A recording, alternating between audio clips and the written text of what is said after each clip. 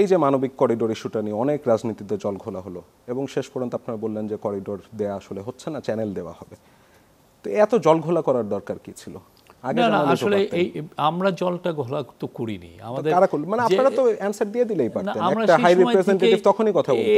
সেই সময় থেকেই কথাগুলো বলছি, কিন্তু কথা হচ্ছে যে অনেকে এই কথাগুলো নিয়ে খেলতে চাচ্ছেন, আবার ইন্ডিয়ান প্রেস সুযোগ দিলেন কেন? না, ইন্ডিয়ান প্রেস এগুলো নিয়ে খেলে এক ধরনের আপনি জানেন আমরা সেই অগাস্টের থেকেই ইন্ডিয়ান প্রেস আমাদের এগেনস্টে মানে যেই পরিমাণ তারা ডিসইনফরমেশন করছে সেটা তো আনবিলিভেবল।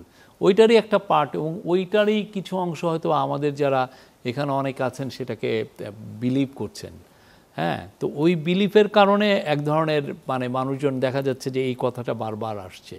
যখন বারবার আসছে তখন আমরা মনে করেছি যে ওকে, আমাদের ন্যাশনাল সিকিউরিটি অ্যাডভাইজার উনি, আমরা আজকে সকালেই আমরা বলেছি যে সবাইকে ইনভাইট করেছি, যার যত কোশ্চেন আছে আপনারা নিয়ে আসেন, উনি রেসপন্ড করবেন। এবং আমরা 1 ঘন্টার মতো উনি সবগুলোকে রেসপন্ড করেছেন।